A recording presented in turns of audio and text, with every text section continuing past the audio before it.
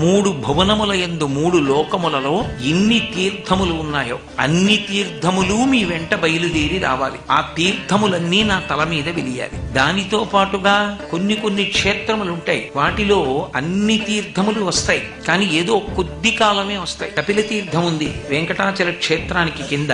కపిల తీర్థంలోకి కూడా బ్రహ్మాండంలో ఉన్న తీర్థాలన్నీ వస్తాయి. ఎప్పుడొస్తాయి అంటే కార్తీక మాసంలో వచ్చేటటువంటి పర్వదినాలలో మిట్ట మధ్యాహ్నం వేళ కేవలం కొద్దిసేపు ఆ తీర్థములు ఆవహించి కపిల తీర్థంలో ధారగా పడతాయి. అప్పుడు ఎవరు స్నానం చేస్తారో వాళ్ళు బ్రహ్మాండాల్లో ఉన్న తీర్థాలన్నీ స్నానం చేసేసిరండి. కానీ పర్వతుడు కోరిన కోరిక అది కాదు. ఆయన అడిగింది ఏమిటి అంటే సతతం ఎల్లప్పుడూ ఉండాలి. ఆ తీర్థములు ఏదో ఒక ప్రత్యేకమైనటువంటి నైమిత్తిక తిథి నాడు రావడం కాదు, అన్ని తిథులయందు రావాలి. అన్ని వేళలా ఉండాలి. పగలు ఉండాలి, రాత్రి ఉండాలి, సంధ్యలయందు ఉండాలి, అన్ని వేళ